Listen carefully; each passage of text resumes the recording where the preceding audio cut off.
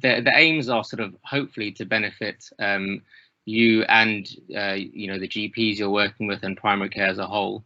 In terms of yourselves, it's to help you understand a bit more about primary care, get a bit more of an understanding about how GP surgeries work and run, enhance your skills in managing urgent presentations in primary care, and also maybe start looking at some of the general on-the-day demand that comes in every day. I think it's important as well that primary care and London Ambulance Service get a better understanding of each other's role, because I'm sure you've experienced some occasions in your work as a paramedic where you feel like the GPs haven't really understood, or the referrals haven't been good. So I think this is a good way for us to all start working together more effectively, and obviously for the benefit of patients, to improve their sort of care across the system, and communication between different aspects of their care. I think it's also important for you to all get a better understanding of PCNs as well. I'll talk about that in a little while. For your supervisors, I think it's going to be really helpful, because it will help them to get an understanding of your role, and possibly how having a long-term APP in the practice can really help manage the variety of demands that come through every day. In terms of the training hub, so Emily and myself work for the training hub, and their role is about improving patient experience. Really, the patient is at the center of everything we do. And we do that by a combination of educational training in clinical and social care. All the work we do is community focused, and a large part of our work, and particularly, for example, this induction program, is about promoting and enhancing the well-being of the Barnet primary care workforce, because clearly, if a workforce feels valued and enjoys their role, then that's going to be better for patients, and they'll be able to provide better care. Then the CCG is basically responsible for all of the funding decisions in the whole of the borough.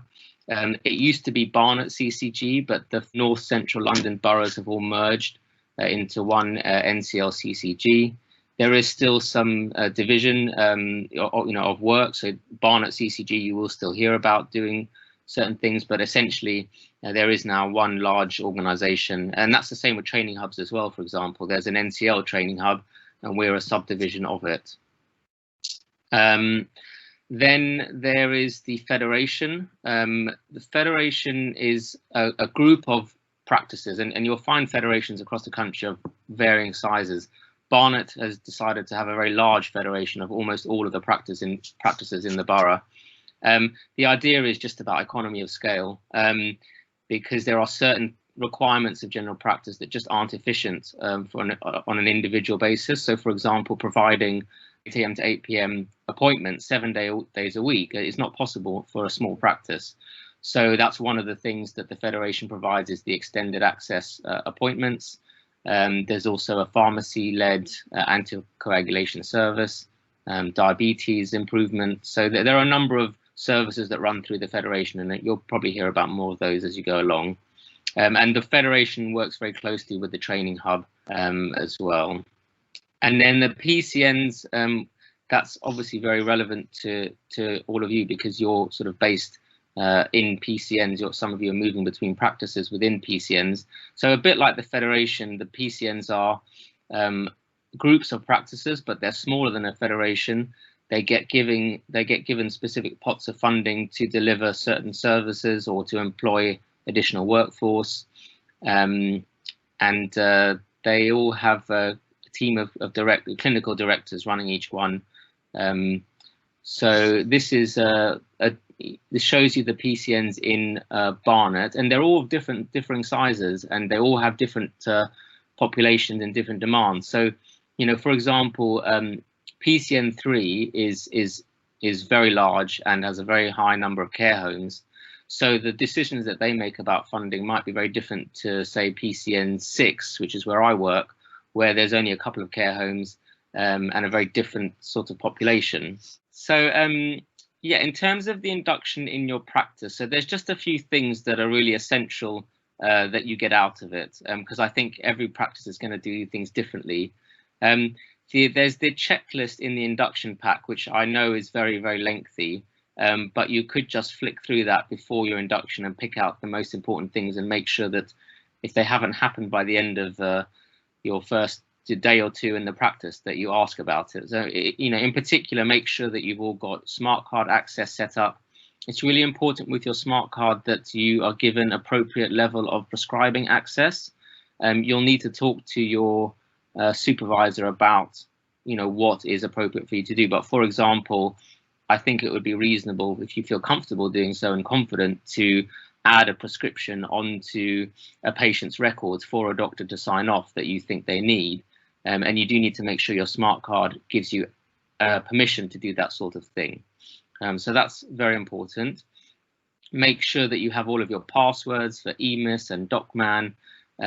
Make sure that your NHS mail account is up and running and that the practice has added you to their mailing list, because there will be all sorts of communications going out all the time about practice specific issues, and you want to make sure you're included in that list. I can't stress enough, probably the most important thing that you can do in your first few days is get to know your team. Everyone in the practice has a different role, and a lot of them will be able to help you and support you, particularly early on in your job. Make sure you know how to book annual leave, and if there are restrictions on sort of when you can take it, then make sure that you're giving as much notice as possible. It's really important that you know who to call if you're sick, because you may have a list of patients booked with you that morning and you don't want to be scrambling around trying to let someone know that you're not going to be in. So find that all out in the local induction. I'm sure they'll show you where all the emergency equipment is in the defib, and there are lots of different roles coming in. This is all part of the long-term NHS sustainability plan to try and manage the demand in primary care. So yeah, get to know who everyone is so that you know who to turn to for advice about certain things. I would recommend, if for those new to practice, to ask to sit with the secretaries and the receptionists and the nurses. Just, it doesn't have to be long, just for an hour or two, just to get to see what they do. Particularly reception is quite an enlightening place to sit, because they're really important. They're like the gatekeepers to all the appointments, and they deal with a lot of stress, and it's important that we all kind of know how hard their job is. Now, in terms of your consultations, there are going to be a variety of ways in which you can consult with patients. So obviously there's traditional face-to-face consultations, which are very much restricted at the moment. I suppose over the next few months that will open up, and you may be able to do more face-to-face visits, but you may be doing a lot more telephone and video consultations. I will show you later about how you can set up video consultations quite easily. There's also e-consult and home visits. Well, I think that from primary care point of view, those are very much encouraged. I think LAS want you to spend as much time in the practice as possible. So I think it's just a bit of give and take, and I would recommend that early on try and do home visits with your supervisor, with a GP, and if they're going to a care home, try and go along with them to that, because I think obviously it'd be helpful for you to see from a GP's perspective what a home visit is like, but I think also it'd be helpful for the GP to have you there and provide a paramedic's perspective. So I would discuss that as well. And I've mentioned about prescribing and for example, setting up prescriptions and asking the GP to sign them off if they agree. It's really important that you establish very clearly who is responsible for you each session, and talk to them before you start your session about how they want to review cases with you. Some will ask you to just knock on the door and pop in if you have a query. Some will ask you to phone them. Others will, say send a screen message. And once you're feeling confident and comfortable, you may want to just go through a few cases yourself, see a few patients, and at the end of your session, just run through them as more of a debrief. So again, just negotiate and make sure that whatever you agree, you're comfortable with. And if you feel like you're not supported enough, or you feel like you're kind of having to do things that you're not comfortable with, then make sure you tell them, and I'm sure that they'll be more than willing to provide more intensive supervision. There are lots of very helpful resources that you can use to have a quick look about how to manage a particular issue. I'm going to just show you one in particular. This is the NCL CCG website, and it's important that you are managing according to local pathways. If you don't, then the referrals get rejected. So it's important that you have a look through this. There are also some pathways which are just helpful for managing investigations and knowing what to do. This one in particular I find very helpful, which is the abnormal full blood count results. It will have a section on low hemoglobin, low neutrophils, high platelets, MCV, so you can look through it, and I find there's a lot of helpful information. Bookmark it so that you know how to find it easily. And then one other website is nice clinical knowledge summaries. Hypertension, if you just go to that, there are lots of helpful pages, particularly management pages about, incorporates nice guidelines, also tells you how to assess a patient. I'd say those are probably the two most useful things you can refer to on a daily basis, is clinical knowledge summaries and the CCG website. And GP notebook is also helpful, and you can register for that for free. There's always local education within the practice. There are usually, in my practice, there are weekly educational meetings where a consultant will join and talk about a particular problem or specialty. There are practice meetings where we discuss difficult cases or local practice issues. So find out when the meetings are, and ask if you can join, and I'm sure they'll encourage you to do that. And that's a good way to meet your team and feel like you're part of the team and part of the practice. You could help the practice have a look at some of their recent attendances to A&E, and if those patients can be contacted, or if the practice can learn how to reduce their A&E attendances. And if you really want to sort of get involved, then offer to give a presentation or a teaching session at one of the practice clinical meetings about something that you feel you could contribute to the teaching of primary care staff. For example, I'm sure when you've all been out in your work as a paramedic, you've had things that have come up where you thought, I wish the GP had known this or done this differently, or referred this in a different way. And that, I think that'd be really helpful for primary care staff if you could teach them about that. I recommend that those who are new to EMIS, when you start out, you ask your supervisor if you can sit at the computer and type while you observe their consultation. Mm-hmm. And then that way you'll get to know how to enter consultations, make medications, navigate around with them there to show you in a real live case. That's a really good way to learn. So I just wanted to tell you about the text messaging service, AccuRx. I'm just on a test patient here now. If you look this green icon at the top, so this bar, once it's installed on your computer at work, which it should be, will allow you to send messages to your patients. It's really, really helpful. If for example, if you see a patient on your telephone list and it's for a rash, you can send them a message to ask them to send you a photo, which is very helpful before you call them. So you just click on the icon top left here. That will open up the text messaging window. Just make sure that the mobile number is correct according to what's on your booked list, and then you can just type in here about please send a photo, and then make sure you tick this box here at the bottom, allow patient to respond once, and then they'll get a link in their text message that they can follow, and then they can send you photos, and when you're done, just click send and save.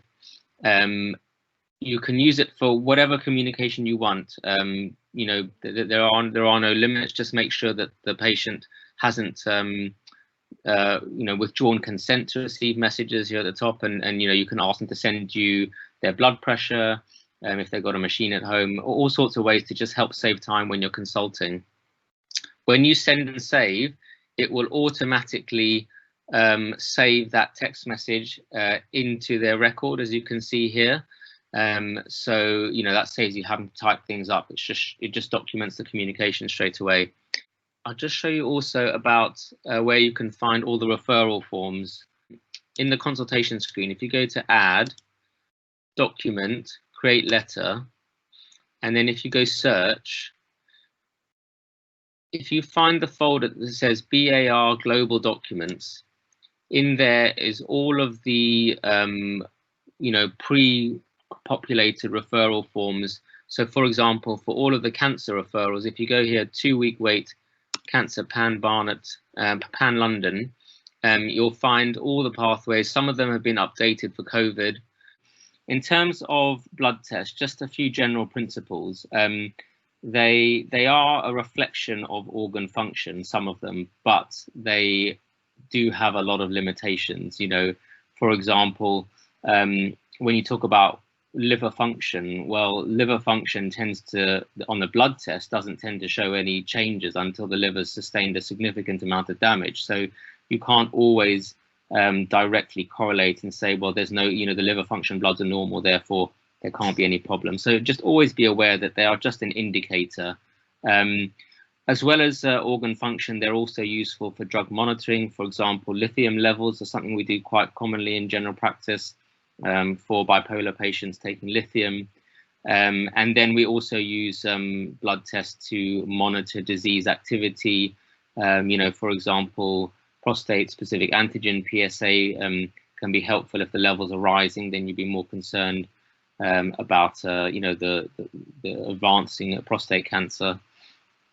To be aware of some other limitations. Hydration status can really affect your renal function and your full blood count.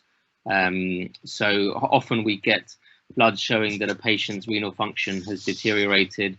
You ask them to go back and repeat it and make sure that they drink plenty of water that day, and then it comes back normal. So that can have a big influence. It can be difficult to interpret blood tests in isolation. You need to know the context in which they were ordered, and you need to look at them in the context of other blood tests as well.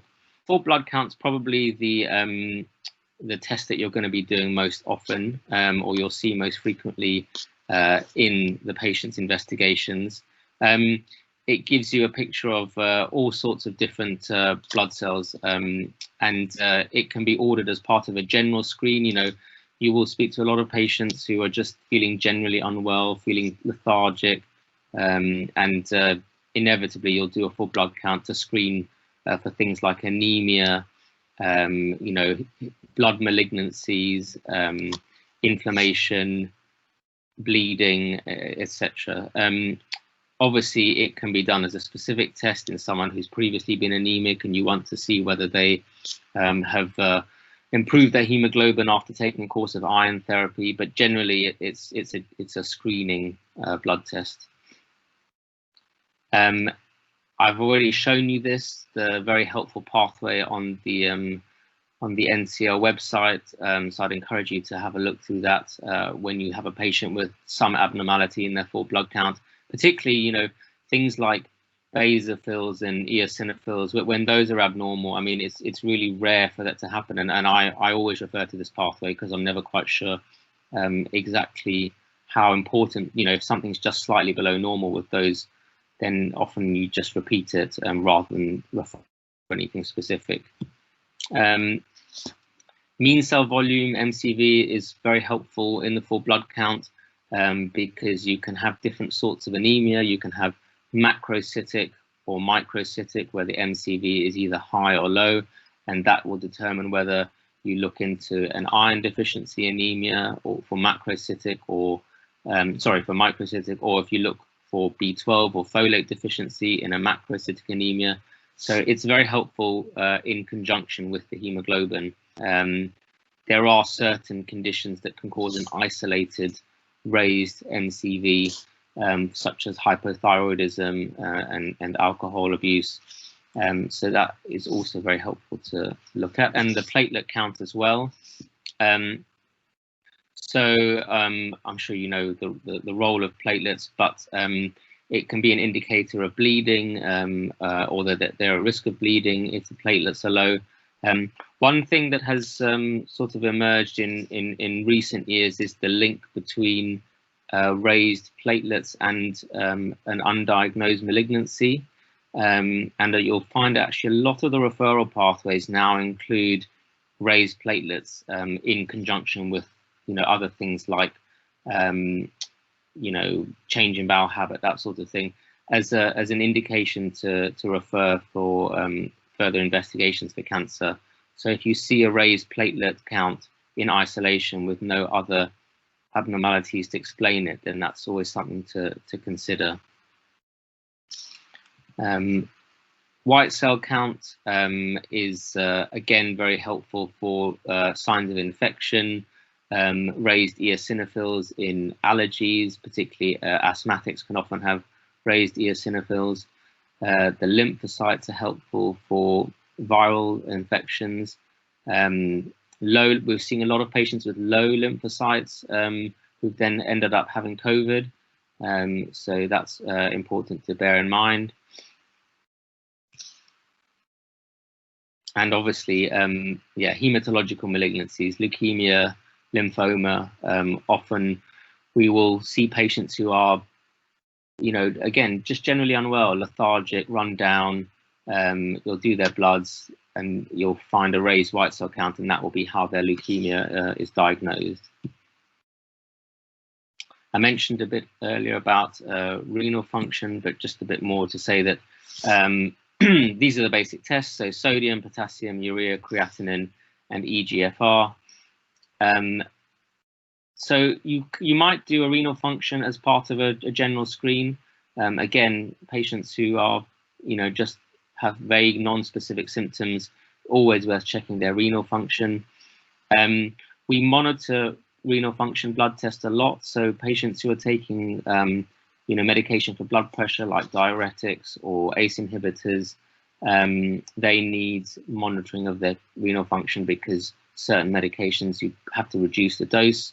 For example, if their renal function is off the normal baseline. And then, so that's usually measured through the creatinine. Creatinine is almost exclusively excreted by the kidneys. So if the levels are rising, it's a very helpful indicator of any kind of chronic or acute kidney disease. If you see that the creatinine has increased by more than 50% off its baseline, then that is a flag for acute kidney injury. So as I said, often we will see patients whose kidney function has declined slightly, but it's usually worth repeating the blood test a week or two later before you start taking it further in terms of investigations. And EGFR is what we use to monitor chronic kidney disease, and it is an estimate. So it's based on parameters like age and sex, and it can be falsely indicative in certain patients. So, patients with high muscle mass, then their EGFR might be not really representative of what's actually going on, because it's all just based on formulas to do with the sort of the average population. And then urea is very helpful indicator of dehydration. It's not very specific to the kidneys. It's not specific to kidney damage, but it will rise when the kidneys are not working properly. Urea is just a breakdown product of amino acids, and you can get raised urea as well as kidney issues. You can also get raised urea in GI bleeds, protein breakdown such as in malignancy, and you may rarely, not very common, but you may see low urea in certain liver diseases. It can be low in pregnancy and also malnutrition, because obviously if you've got protein deficiency, then you're going to be producing less breakdown product from proteins. Then in terms of inflammatory markers, so I would add a note of caution about inflammatory markers. They they get included in blood tests all the time, and they cause a lot of problems, actually, because if you don't know what you're looking for and you just add in a CRP and it comes back slightly raised, it doesn't really help you that much. It could mean that there is something going on that you need to hunt further for. It could just be that they had an intercurrent illness, a mild viral illness, and that's why the CRP has gone up. But then you might start doing lots of tests. So be careful about ordering CRP. It's very helpful in screening for chronic inflammatory conditions like inflammatory bowel disease, rheumatoid arthritis, but I would just be wary of ordering it unless you really know what you're going to do with the result. ESR we rarely use. It's much more expensive. It's less specific than CRP. It's only helpful in certain conditions. So giant cell arteritis or temporal arteritis is the main one that springs to mind. Got a raised ESR, then you need to be referring them urgently, and some other inflammatory conditions. But for the most part, CRP is the one you'll be using. Thyroid function, again, I find this a very helpful screening blood test, similar to full blood count, because you will pick up some new diagnoses of underactive thyroid in your sort of, tired all the time patients. So just a bit of basics. So thyroid functions involve the TSH, which is the most useful indicator. TSH is what's produced by the brain to stimulate the thyroid gland. The thyroid then produces T4, which is the inactive hormone, and that's also included in part of the thyroid function blood test. And then that's activated into T3, but we don't usually measure T3. So thyroid function is just TSH and T4, and TSH is the really sort of most useful indicator. So if TSH is is high, then you know that the brain is trying to stimulate the thyroid because it's not doing its job. So that's an indicator of an underactive thyroid. And similarly, if the TSH is suppressed, it means that the thyroid is overactive. Thyroid function blood tests are also used to monitor treatment. So patients who are taking thyroxine for their hypothyroidism need to have initially sort of 8 weekly blood tests whilst you're establishing them on the appropriate dose. Once they're stable, you can extend that to 6 months or to a year. And then patients taking anti-thyroid drugs like carbimazole for Graves' disease, hyperthyroidism, they also need regular monitoring to check that you aren't over-treating them. You can get a range of pictures with thyroid function blood tests. The three down the middle here are the most common pictures you'll see. So as I said, low TSH indicates overactive thyroid. High TSH indicates an underactive thyroid. But you can also get some, results that are a bit more difficult to interpret. So you can get a low TSH, but a normal thyroxine T4, and that's subclinical hypothyroidism. And you can get a raised TSH, again with a normal thyroxine T4, which is subclinical hypothyroidism. There's a lot of debate how to manage these conditions. These patients just get monitored, and only if they meet certain criteria or they're symptomatic will you consider putting them on medication. And then be aware of sick euthyroid syndrome or non-thyroidal illness. So, patients in hospital who've been going through an acute illness, intensive care patients often will have, everything is low. TSH is low, thyroxine is low, and that usually will resolve back to normal once they recover from their, overriding illness. In terms of the symptoms, so I'm not going to go through all of these. You can have a look online, but basically hypothyroidism has so many different symptoms that you end up checking thyroid function a lot. And hyperthyroidism, all those symptoms, but in reverse. The picture is a little bit misleading because you get what's called exophthalmos, or bulging eyeballs, in Graves' disease, but not all causes of hyperthyroidism are due to Graves'. So the bulging is because in Graves' disease you've got antibodies against the thyroid, which actually also interact with sites at the back of the eye, causing lots of swelling at the back of the eye. So this is not a very specific sign for, sorry, not a very sensitive sign for hyperthyroidism, but if you see it, then it's very likely that they have Graves'. And then lipids, so cholesterol and triglycerides, those we test quite routinely. There's something called the NHS Health Screen, which all patients over 40 are eligible to have. That involves basically a cardiovascular screen, checking their lipid function, their HbA1c for diabetes, their renal function, also their blood pressure, checking their blood for urine. So when you get your blood results back for the lipids, you can't interpret them in isolation usually. You need to know about diabetes status, blood pressure, smoking, weight, obesity, and then you put them all into the Q-risk score, which if you haven't used yet, you will find it on EMIS. There's templates that you can use to calculate the Q-risk score, and that helps you determine whether patients should be offered statins or not. And then if they are on a statin to lower their cholesterol, then we will follow those up with regular lipid profile blood tests to see whether to check whether they're taking their medication or if it's having enough of effect and whether they need to go on a higher dose.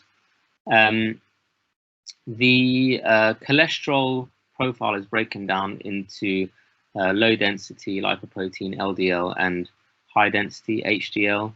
So you can have a misleadingly high cholesterol if someone has a high HDL, which actually is a good thing. So always look at the breakdown. It's really the LDL and the ratio of that to the cholesterol that you want to know about. Triglycerides can sometimes be raised in a variety of conditions, and usually if it's only slightly raised, we don't do too much about it or put them on medication. But if they're above certain thresholds, then you do need to talk to the lipid clinic or talk to the GP about whether they think they need to be referred. But it's quite rare actually to see high triglycerides. HbA1c is what we use to measure, to screen for diabetes and to then monitor treatment. You need to have 2 abnormal HbA1cs if you are asymptomatic to diagnose diabetes. However, if you have symptoms of diabetes, then that in conjunction with 1 raised HbA1c. So raised would be 48 or above. You'll see patients who are just below that threshold, between 42 and 48, and you need to warn them that they are pre-diabetic and at risk of developing diabetes, and they need to be given lifestyle advice and advised to repeat their blood tests in 6 months or 12 months, whatever they agree with you. The HbA1c is an average reading. It tells you what your blood sugar has been doing over the past 3 months. So there's no point really checking it more frequently than 3 monthly. But it is a better test than random one-off blood sugars, which you can order as well. But this gives you a much better overall picture of what's going on. Liver function, a little bit like what I said about CRP, it can open up a whole can of worms if you don't really know what you're going to do with the result. So I don't tend to do it as a tick box for every single patient who I'm doing a general screening. I tend to do it if they have certain features in their history that make me worried about it, particularly if they've got high risk factors for liver disease like alcohol abuse, then you definitely want to be checking their liver function. And there are very sort of specific pathways for managing liver function. So if you ever see abnormal results, then look at the pathways on the NCL website. They'll really help guide you as to what route you go down. Often this is just monitored with follow-up blood tests, but if they pass certain thresholds, and they need to have further tests or be referred to the liver clinic. BNP is a very, very helpful blood test for ruling out heart failure.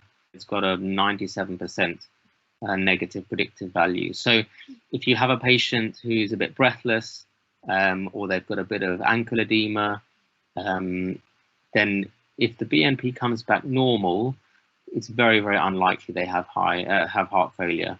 However, it's not very specific. So if it does come back raised, they have to be referred for an echo before you can make, sorry, an echocardiogram before you can make a diagnosis.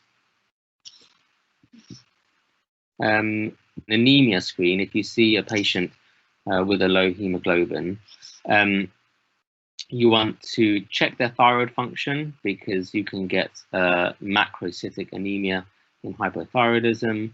You want to be looking at their MCV to, for a bit of context about the anemia. You want to look at their kidney function, because chronic kidney disease is a common cause of anemia. And then, as I said, you want to look for underlying reasons why they might be anemic. So low B12, low folate, low iron.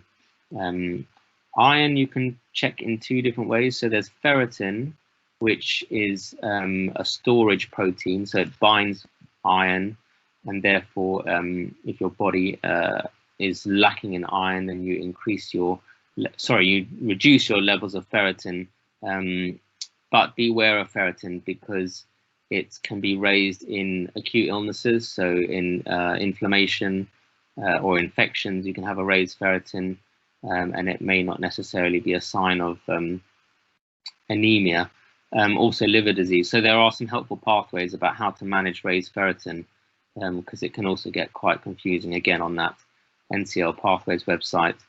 The other iron tests will be grouped together as iron profile on EMIS. They're very difficult to interpret. To be honest, serum iron is not that helpful because it fluctuates through the day.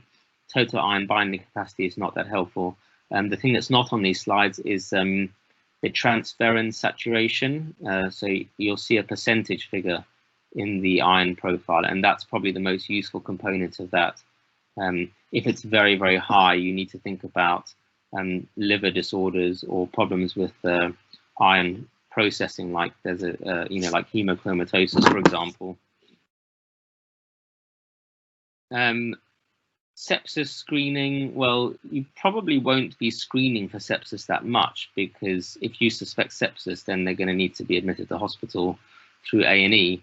But if you've got a patient who, has something grumbling, they've been to hospital or they've had a course of antibiotics, then full blood count, CRP and Usinase are very helpful. As we've discussed, raised white cell count suggests ongoing infection, as does a raised CRP. And kidney function, always think of kidneys when you're dealing with sepsis. In fact, any patient who you do speak to who has some sort of intercurrent infection, you should always talk to them about their medication and whether they should be withholding certain drugs like ACE inhibitors and diuretics, which can further dehydrate them when they've got an infection. They should be avoiding those sorts of medications for a few days until they've recovered. And I mentioned earlier about, if your liver function blood tests are beyond a certain level, then you need to do further tests. And there is a large panel of blood tests to screen for causes of liver disease. You don't need to remember all of these. If you look at those raised liver function test pathways, they will list all of the blood tests that are needed, depending on whether it's the ALP or the ALT that's raised. That sort of narrows it down as to what you're looking for.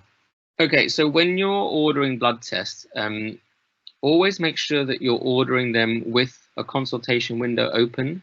So because you can order them here. If you go add and you go test request, you can order them like that. But if you do that without a consultation window, it won't save the blood test in the patient's notes. And so anyone who's looking through the notes won't see what's been ordered. So always, if you're not already writing in a consultation window, just click on the big plus sign, add a consultation, and then you can go to test requests. Well, you can order it through here, test request, or you can, whilst the window is still open, you can go to consultations. You want to look through their notes. You can see in the top of the screen here that the yellow panel shows that the consultation is still open. So then you can go add test request, online test request, and then go order. All of the basic, most commonly ordered things will be in this main screen.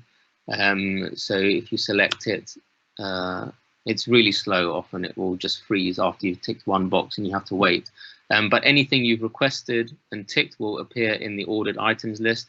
If you can't see it on this main screen, then if you go to test search, then you can look for things like BNP. And as I say, it comes up as NT Pro BNP. Click on it, add, and then it will appear in your list of test to order. There are also certain conditions or indications have been put together as groups that you might want to use. So, you know, anemia, if you click on that, it will list the sort of things that generally people order. And then you can just go add. But I would always look through that list and try and remove anything that you think isn't needed, because often there are extra tests in those groups. So if you want to remove something, then you just click on it, remove. And then when you're done, select finish. If you don't want to print out the blood test, but you do want to save them so that you can email them to the hospital, you go print to PDF, save it to the desktop, and then click yes, and it won't print anything. But it will save it into the consultation. So there you go, it's saved it now. If you then go save consultation, it's then on the, you know, on the main consultation screen. And then if you need to email it, then you open up your NHS email and you send the attachment that you've done, you know, added from your desktop to whichever. So for us, we send it to the Royal Free Phlebotomy Service, and then we tell the patient to go there, book an appointment online. So just check at your practice, because there are differences across Barnet, but that's basically how you do blood tests.